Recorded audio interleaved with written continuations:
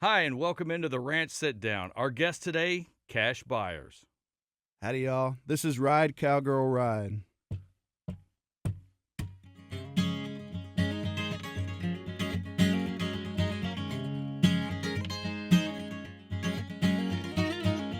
Stronger than I ever would have known. Tougher than the rocks, she never let it show. Knows how to fight the world with a smile on her face. May not win, but she'll never quit the race. Ride, cowgirl, ride. When the water's high, turn against the tide. Ride, cowgirl, ride. Just ride, cowgirl, ride.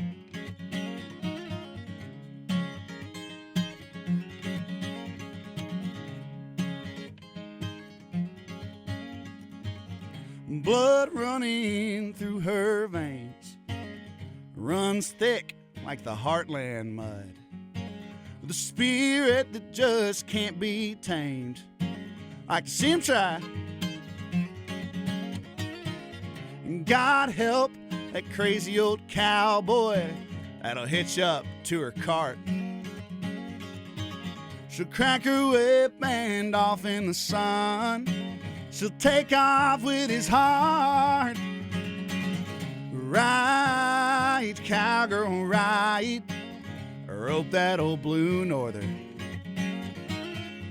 Don't you run, darling, don't you hide. Just ride, cowgirl, ride.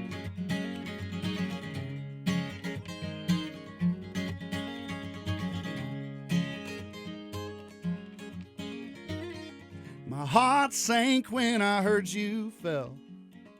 The dust was flying as the horses thundered. The earth stood still when they pulled you under. Wouldn't break your smile, that's sure as hell.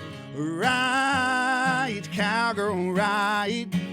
Don't let the dark clouds get you down. 'Cause I know someday you'll run back around. Until then, just ride, cowgirl, ride. Ride on.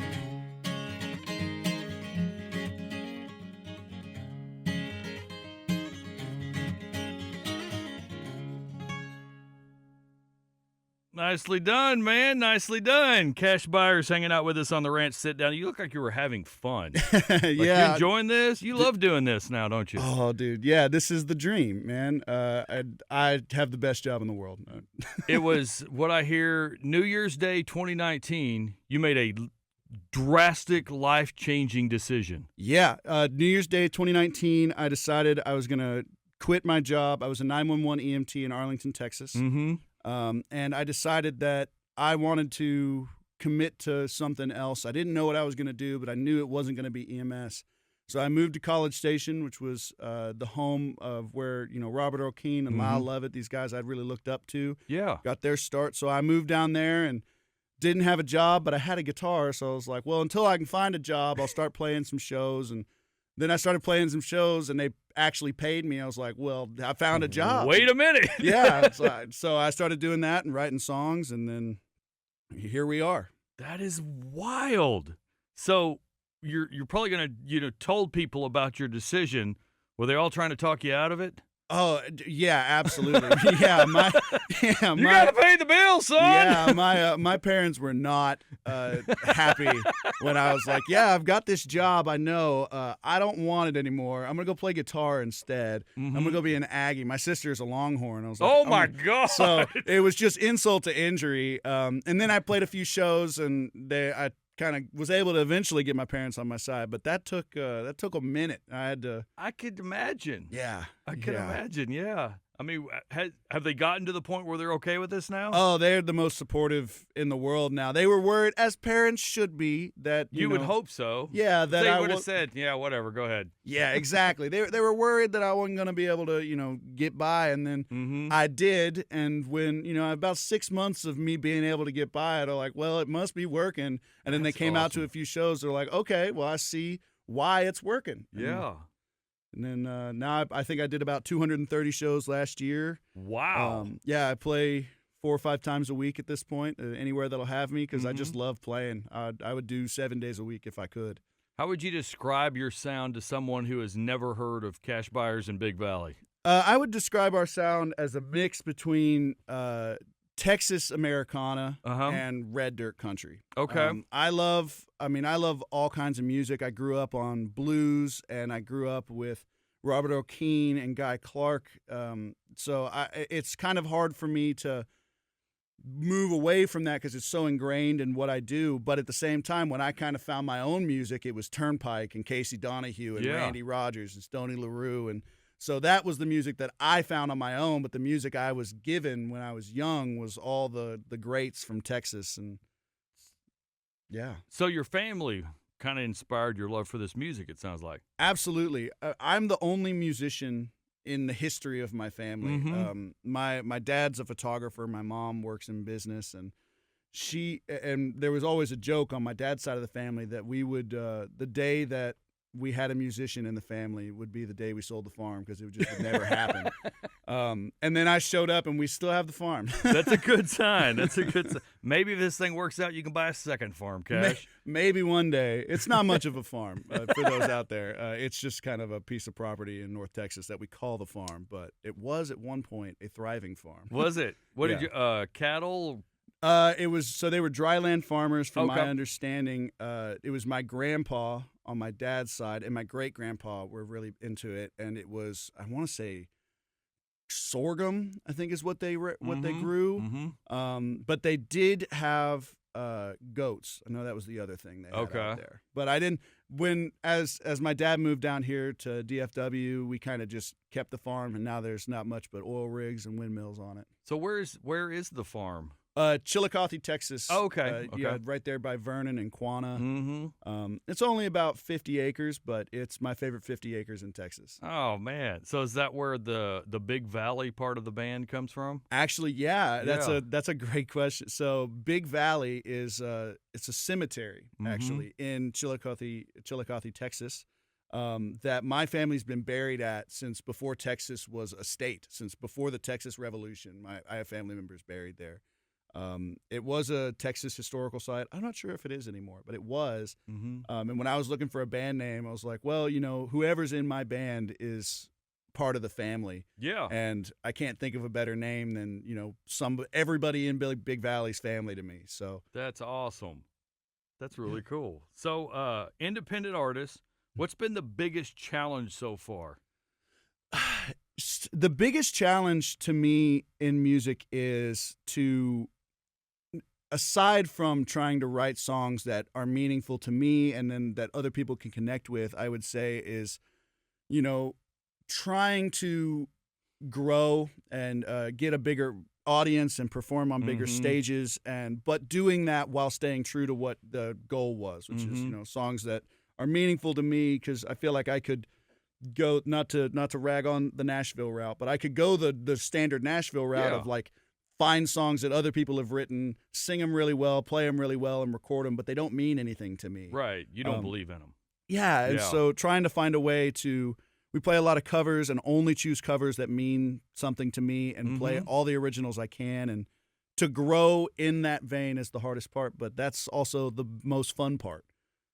That's interesting. So you don't want to do the Nashville thing, well, unless it works out the way that you want it to do, right? Yeah. I would. Let's clarify that. Yeah, if someone came in, if I went the Nashville route, like I said, with a publisher, and I got a song from somebody else, and it was just a great song that I heard and connected with, then sure. But we've never recorded a cover. We recorded, the only cover we've done is "Will the Circle Be Unbroken." Yeah. And we did that live, and that song just means the world to me, because I do it at the end of every show that I've ever done, all the way back to like my high school talent show. Really? Yeah. Every show I have ever done has ended with a version of "Will the Circle Be Unbroken."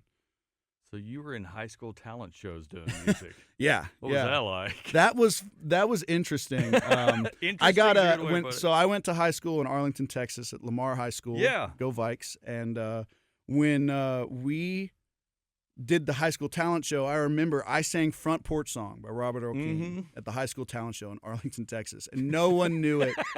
No one knew the song, but everybody was like, this is so cool because it's a great song. And It's a great story. Yeah, it's a great story. And Absolutely. so everybody was loving it. And I was sure I was going to win because I got this standing ovation and the high school judges were all super impressed. And then the very next act came out, was this girl who I won't name, came out and sang Let It Go from Frozen. The year Let It Go came out. And she did a big twirl and changed her dress in the middle of the performance. Oh, that ain't right. And I was like, it was bound to happen. Right. So I ended up getting second place. But, yeah, I've been doing Will the Circle Be Unbroken ever since then. That was my second song at the talent So that show. Frozen song screwed up somebody else's life. Yeah. It's a constant reminder how much I hate that song. See, out on the road all the time, Cash, what's like your favorite type of food when you're traveling around? Oh, dude, that's a hard question to answer. I would say it's a tie between barbecue Mm-hmm. and probably Mexican food. But barbecue has got a special place in my heart, man. Does it? Yeah, I love the Texas barbecue scene. All the guys in Fort Worth, like Panther City and Danes, Mm-hmm. Goldie's, of course. But, Mhm. I was actually just down this past weekend in Waco for Hellberg Barbecue grand opening, and they're probably my favorite in the state. You're working on an endorsement, aren't you? I see what's happening Dude, here. if Hellberg And I'm okay Barbecue with it. Go ahead. endorse me. But yeah, if there's one place I would want an endorsement from, I love Hellberg Barbecue so much. Anytime I'm going to Austin, I'm try to make a point that I'm like, I want to stop in Waco. That's the Give me- spot, huh? Yeah, get a smoked chicken. That's my go-to. Oh, nice. What, like the entire chicken? No, no. I wish So you can just bring it with you? I wish they sold the whole chicken. No, it's like a quarter chicken, but it's so good. It's so good. So what are we listening to when you're driving around on the road?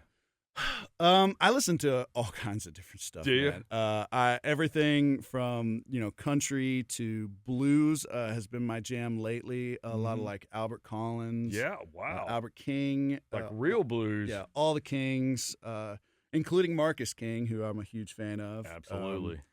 And then, it kind of bounces around. I've listened to like Avenged Sevenfold. I listen to podcasts. I listen to Tyler Childers. I'll go through phases where I'm in like Tony Rice mode. I love the thing that I think sticks to all of the music I listen to is I love cool guitar parts. Mm-hmm. So and great lyrics. Those two. If you have one of those two things, I'm gonna be a fan of your music. So you control the radio the whole time? Yeah, usually it's So usually me. You're the stickler on the music. Yeah, we'll do like we'll do like the Spotify jams when I'm driving with Right. the band, and they'll queue up a bunch. All my guys will queue up like one song, and then I'll queue up like 30. You're ready to skip theirs every time? Yeah, I'm like, I'll let you listen to your song because it's only fair, but I've got the next like 20 I would of totally them. screw with you and put Frozen in the middle of that playlist just to make you mad. Oh, yeah. Be great. You have a great song called "Learning to Let Go." Like Yeah. a really good story. I mean, it's a great message. Tell us about that song. That's such a cool song to talk about because I don't talk about it very often. I love that song. And It's beautiful, man. So when I first wrote it, I just called it a protest song. It didn't even have a name Really? because I didn't know what it was about. Mhm. And then until we really got into the studio to record it, I didn't know what it was about. I knew that I agreed with everything that I said in it, Mm-hmm. but it was about so many different things. It was hard to put it down. But I think what I've decided it's about is all the things that I either have noticed in the world or don't like in the world, and it's just a commentary on those things. Like, Mm-hmm. and it's funny too. A lot of the lines came from the past that ended up coming true. Like the first line of the song is $80 for a tank of gas. Cattle market's tanking fast. When I wrote that, I was thinking of when I was in high school. I had a job at a restaurant, and it would cost me $80 to put a tank of gas in my F-150. Mm-hmm. And then I would drive past this ranch. I can't remember the name of it, but it was in Mansfield. Mm-hmm. And I remember one day the ranch had a big for sale sign. It's like, we're selling, 30 acres. And I was like, that's just so sad because I remember always driving by and they always had, Angus cattle grazing on the side of the road. And it was Yeah. just kind of cool to watch. And then I see a big sign posted on the fence that said they're selling. And I was like, it costs $80 for a tank of gas and people can't even feed their cattle. Almost beg for $80 now. Yeah, yeah, and it came back, and that, yeah, you know, it's crazy, isn't it? Yeah, it's crazy, and so that's something cool about songs like that. So was that a song you wrote all on your own? Do you have some help on that one? No, I wrote that one all on my own in about 45 minutes. That's wild, and you didn't know what it was about. It's almost like something was driving you to write that song. Yeah, I just kind of crazy. Yeah, I just kind of sat down and put every thought that came into my head, everything that I was like upset about, I think at the time, I put it into a song. And then the bridge was, I think, my favorite part of that song was, you know, or not the bridge. So if you don't love it, leave it. Mm-hmm. That's what the poet told us. All it's left to do is learn to let go, because everybody at the beginning of COVID was like, well, I'm just going to leave the country. It's better somewhere else. It was like, good luck. Yeah. It's hard to do. Yeah. Because, you know, I'm not leaving. I don't care how bad things get. Mm-hmm. I'm here. So, you know, I know, and yeah. God, I love that I know we song. don't want to get political at all. I understand that. But yeah, it's got such a great message that I think people need to hear. And I think learn to let go is a message that we've needed for centuries. It's not like it's just now. I mean, people have to, when you're scrolling on the internet, just keep scrolling. Yeah. You don't have to stop down and put all that anger inside yourself and share your anger with somebody because you don't agree with them, man. Just learn to let go. Like I said, it's a great message, man. Well done on that one for sure. Thank you. For sure. So we're not allowed to talk about something, but something good has happened to you, and I'm very excited for you. That's where we're going to leave it at. Yeah. After the fact, maybe I'll have you come back in and we could talk about how things went for you. But yeah, so like every artist is looking for a lucky break, you know, and that's the hardest part, I think, in this music scene, especially being a part of the Texas music scene. It's so independent and fiercely independent. And there's so many people not fighting, but trying to get their voice heard that it's, you know, it feels like you're fighting for the smallest crumb on that piece of pie. So for what has happened to you, very cool, and congratulations, and we'll talk about that later. Well, thank you. That was very cryptic, I know.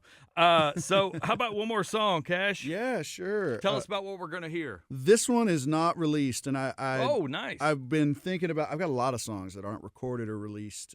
This is one of them. I wrote this song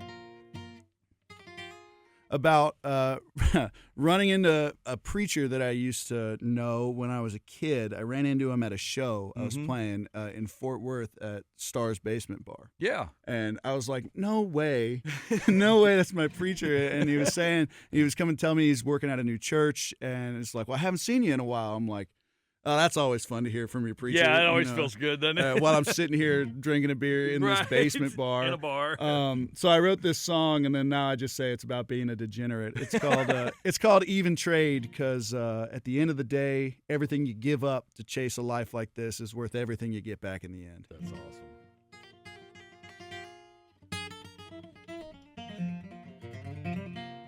It's an even trade. Whoa, even trade. Well, I've seen that neon rainbow fade to gray. Well, I know someday this life I lead will put me in my grave. Ooh, it's an even trade. I cut my teeth on dynamite and THC. These holy souls have danced on sawdust floors. My preacher only sees me when I'm drinking in the evening. Tells me I don't come around much anymore. It's an even trade, oh, an even trade. All day long I waste my time away. Well, I know someday this life I lead will put me in my grave. Ooh, it's an even trade. I'll pick it now.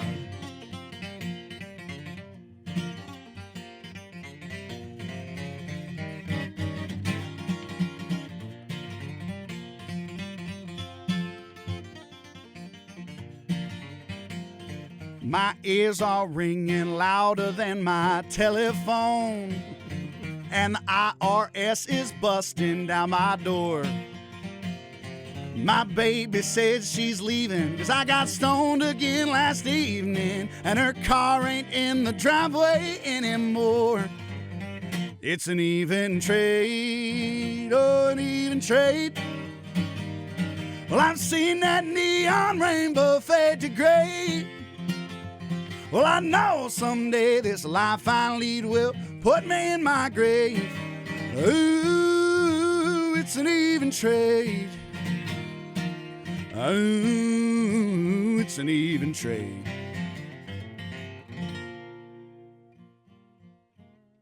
Very well done, man. Cash Byers and Big Valley. So, new stuff.